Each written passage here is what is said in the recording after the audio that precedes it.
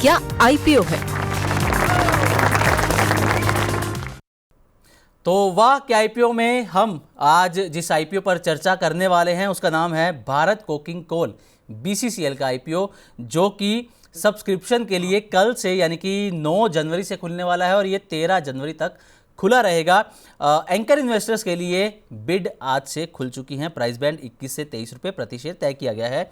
1071 करोड़ रुपए के आसपास की रकम कंपनी जुटा रही है, लेकिन फ्रेश इशू से कंपनी को कोई पैसा यहां पर नहीं मिलेगा। जो सारा का सारा पैसा है वो ओएफएस के जरिए कोल इंडिया के पास जाने वाला है, क्योंकि कंपनी जो है वो कोल इंडिया की सब्सिडरी है। और इसके जीएमपी की बात कर लें तो 11.75 रुपये आज दोपहर 12 बजे तक ये चल रहा था। तो रचित सर, सबसे पहले आपसे यही जानना चाहेंगे कि कोल, ये जो हम बीसीसीएल की आईपीओ की बात कर रहे हैं, भारत कोकिंग कोल की, पहले तो आपको इसका बिजनेस कैसा लगता है? क्योंकि अगर बिजनेस पर एक इनके कारोबार पर नज़र डालें तो भारत की सबसे बड़ी coking coal production company BCCL को माना जाता है। और FY25 में देश में जो टोटल कोकिंग कोल प्रोडक्शन हुआ था उसके अंदर 58% से ज़्यादा जो हिस्सा था वो बीसीसीएल का था। तो कारोबार तो सर मजबूत नज़र आ रहा है, लेकिन सवाल ये है कि और जो पूरी की पूरी रकम है वो जा रही है कोल इंडिया के पास। तो अब पैसा जो है वो बीसीसीएल के आईपीओ में लगाया जाए या फिर कोल इंडिया के शेयर्स अभी से खरीद लिए जाएं? क्या किया जाए सर? आईपीओ के अंदर क्या करना चाहिए? देखिए, बहुत बेसिक बात आप समझने की चेष्टा करिएगा कि कोल इंडिया खरीद लिया जाए। आपके पहले इस सवाल को हम ले लेते हैं। तो कोल इंडिया ने तो ऑलरेडी एक रन अप दिखा दिया। कोल इंडिया आपको लेना था, लोअर लेवल पे लेना था। कोल इंडिया लेना था, ये अनाउंसमेंट के आसपास लेना था कि अब ये अपने सब्सिडरीज को लिस्ट करेंगे। और वो सारी स्टोरीज जब बन रही थी, below 400, somewhere near 375, somewhere near 380 levels, अगर आपको लेना था तो लेना था। अब कोल इंडिया लेके मैं बहुत ज्यादा आपको नहीं, एक समझदारी की बात कहूंगा, क्योंकि जिस तरीके से पूरी सिचुएशन बन रही है, आज भी आप देखें 434 लेवल्स इसने मारा है। कल भी आपके शो के माध्यम से मैंने क्लियर केस कहा था 448 452 लेवल्स पर जाते जाते कहीं ना कहीं आपको ये थकता हुआ दिखेगा। तो रिस्क रिवॉर्ड अच्छा नहीं लगता। कभी कूल ऑफ करेगा तो देखेंगे। अब आ जाते हैं इस आईपीओ में अप्लाई करने के लिए। और होता क्या है ना, हम लोग के एक सेट पैरामीटर्स बन गए हैं। अरे ये तो ओएफएस है, कंपनी में तो पैसा लगेगा नहीं, आईपीओ बेकार है। ठीक है, मान लेता हूं मैं आपकी बात।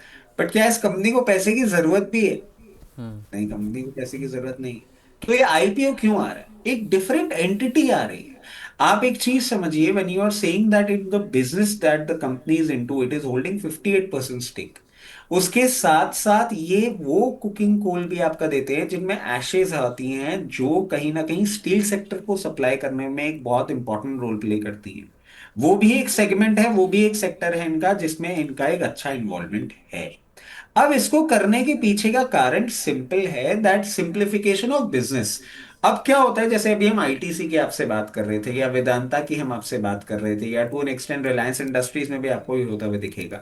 एक क्लब बिजनेस होता है ना, तो उसमें क्लैरिटी, अकाउंटिंग और बहुत सारी चीजें जो as an investor point of view होती है, वो इतनी क्लियर केस नहीं होती है। अब कोल इंडिया के आप रिजल्ट्स देखेंगे आने वाले समय में, भारत कुकिंग कोल से हटके आप देखेंगे।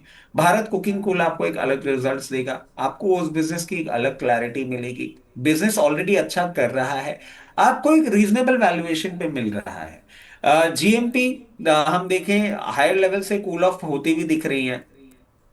बट ये बहुत कंफ्यूजन है। आप जीएमपी देख के अगर पैसा लगाएंगे तो ग्रो आप देख लीजिए क्या बन के निकला है। मैं ये नहीं कह रहा हूं कि ये ग्रो बनेगा। Markets has their own mechanism to decide the price. As an investor point of view मैं बिल्कुल आपको कहूंगा कि आपको अपने पोर्टफोलियो में ये स्टॉक रखना चाहिए। एक अच्छा स्टॉक है, अच्छी प्राइस पे मिल रहा है, दिमाग लगाने लायक चीज है। पोर्टफोलियो में रख देंगे, रिटर्न देगा, डिविडेंड यील्ड भी अच्छी देगा, coming from the house, coming from the government house. मुझे लगता है चीजें थोड़ी सी ठीक होती हुई रहेंगी। जीएमपी ऊपर नीचे हो जाए वो आपका डिसीजन नहीं बदलना चाहिए। इन्वेस्टर हैं तो बिल्कुल अपना पैसा एक बार इसमें इन्वेस्ट कर सकते हैं। ठीक है सर। अभी आपने सर जो जिक्र किया कि ये भी जानना ज़रूरी है कि कंपनी को पैसे की ज़रूरत सच में है कि नहीं है, तो बीसीसीएल का खुद का कहना है कि पैसों की ज़रूरत तो इतनी नहीं है, लेकिन उनका जो मकसद है वो है कि ब्रांड वैल्यू उनकी बढ़ जाए, शेयर्स में लिक्विडिटी आए और बाज़ार के अंदर एक मजबूत पहचान भी मिले। इस लक्ष्य के साथ जो है वो कंपनी आईपीओ लेकर आ रही है, मार्केट में उतर रही है। अब एक सवाल जो सर रिटेल इन्वेस्टर सीधा सीधा पूछ रहे हैं कि कमाई कितनी हो सकती है, कितनी उम्मीद है, कितनी कमाई हो सकती है? ये देखिए, इतनी बेइज्जती करा चुके हैं हम अपनी 2025 में कि हाथ जोड़ के विनती है, ये एनालिसिस मत कराइए कुछ भी हो रहा है इस मार्केट में। मैं एक लिस्टेड स्टॉक में पास्ट फ्यूचर प्रेजेंट देख के आपको बोल सकता हूँ on the day of listing क्या होने वाला है क्या नहीं होने वाला है।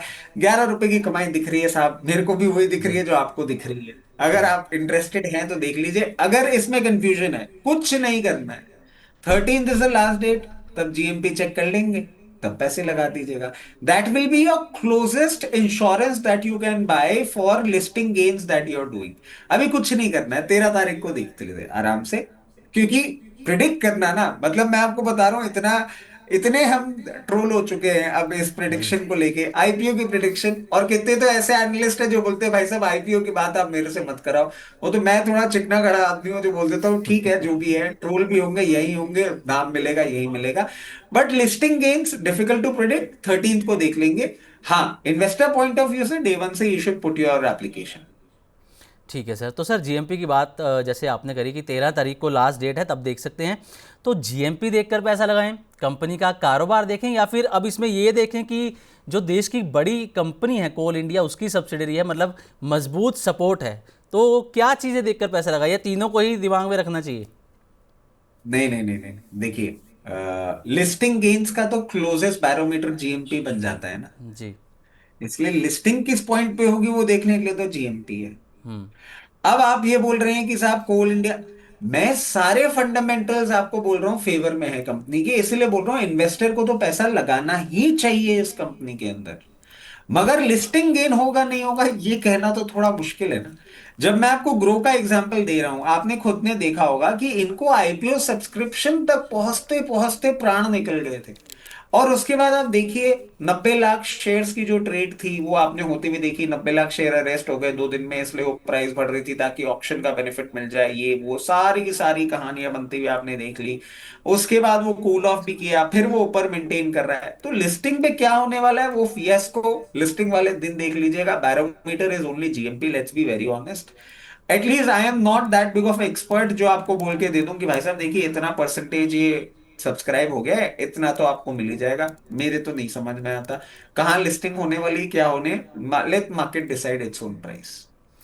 चलिए ठीक है। तो भारत कोकिंग कॉल पर हमने यहाँ पर आपसे सर डिटेल में बातचीत कर ली, और आपने बता दिया कि कितना पैसा बन सकता है ये तो नहीं बता सकते, लेकिन हाँ 13 तारीख तक आप जीएमपी ज़रूर देखिएगा, ताकि आपको एक अंदाज़ा मिल जाएगा कि लिस्टिंग गेन कितना इसमें आपको मिल सकता है। हालांकि वो भी संभावनाएं होती हैं, सटीक जीएमपी भी नहीं होता। तो चलिए अब अगले आईपीओ की सर हम आप यहाँ पर बात कर लेते हैं।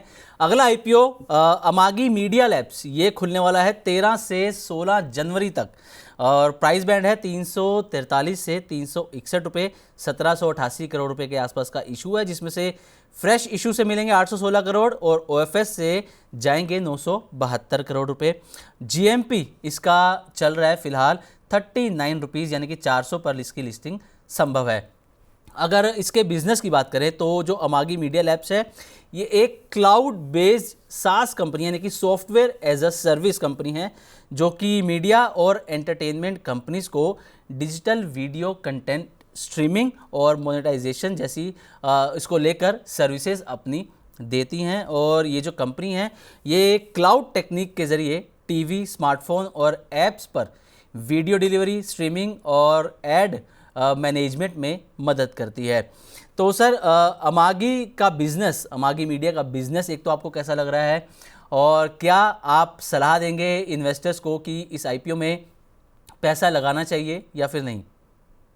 Let me be very honest and let me be very sorry, मैं इसके ऊपर कोई होमवर्क करके नहीं आया था, ओके। मैंने नहीं पढ़ा था इसको, तो अभी मैं कुछ भी कमेंट करूंगा that will be wrong, and it it will take me some time to study, मैंने देखा नहीं है। तो मैं अभी थोड़ा सा रिफ्रेन करूंगा। मुझे नहीं पता था कि हम नेक्स्ट वीक का भी अभी कवरेज करेंगे, इसलिए मैं जो पढ़कर आया था उसके लिए मैंने कॉन्फिडेंटली बोल दिया। जी। इसके लिए मैं पढ़ के नहीं आया हूं तो गलत हो जाएगा मेरे को जो भी बोलना। ठीक सर, कोई दिक्कत नहीं सर, हम आगे भी बात करेंगे इसके बारे में, क्योंकि ट्यूसडे से इशू खुलने वाला है, तो मंडे को इसके बारे में डिटेल में बातचीत होगी। और जो रिटेल इन्वेस्टर या जो भी इसके अंदर पैसा लगाना चाहते हैं वो मंडे को इसकी पूरी डिटेल हमारे एक्सपर्ट से, एनालिस्ट से ले सकते हैं। सर, क्योंकि हम आईपीओ पर बातचीत कर रहे हैं तो ग्रो की बात कर लेते हैं। एक सवाल हमारे पास ग्रो का आया है और हाल ही की लिस्टिंग है, तो इसमें बातचीत कर लेते हैं। सवाल यह है कि ग्रो में क्या करना चाहिए, क्योंकि मोतीलाल ओसवाल की एक रिपोर्ट है, बुल केस प्रोजेक्शन है, जिसमें वो कह रहे हैं कि ग्रो के शेयर 67% की तेज़ी आ सकती है FY28 तक। अभी समय है, लेकिन क्या आप सलाह देंगे ग्रो में क्या करना चाहिए जिनके पास हैं, या फिर फ्रेश एंट्री अगर कोई ग्रो में करना चाहे तो? ये आपके साथ पहली बार मेरी बात होगी इस जी। बारे में। बट 1 लाख करोड़ रुपए का स्टॉक ब्रोकिंग फर्म है ये। 1 लाख करोड़ रुपए का एक्सचेंज है BSC। वैल्यूएशन टर्म्स तो आप देख ही रहे हैं मैं किस डायरेक्शन में जा रहा हूँ। मार्जिन फंडिंग का बहुत बड़ा रेवेन्यू का पोर्शन बोला जाता है इनका, और वो ये बोलते हैं ग्रो करेगा। और मैं ये कहता हूँ कि सेबी के नॉर्म पे बहुत ज्यादा डिपेंडेंट होती हैं चीजें। ये वही आईपीओ है जो आज से 1 1.5 महीने पहले आपको 100 रुपए में खटक रहा था, और अब आप इसको री रेटिंग की बातें कर रहे हैं। With such kind of market conditions, जो कि हो सकता है 1 क्वार्टर और टिक जाए, रिटेल पार्टिसिपेशन पे कितना इम्पैक्ट आ जाएगा। And not to forget, this is not a institutional broking firm, it is a retail broking firm. Retail client का एट्रेशन नहीं रुक रहा है। आज शायद डेटा आएगा, if I am correct, mutual funds का और रिटेल पार्टिसिपेशन का, और थोड़ी क्लैरिटी आ जाएगी, फिर इनके नंबर्स आना चालू हो जाएंगे। कंपनी के against I have nothing to से।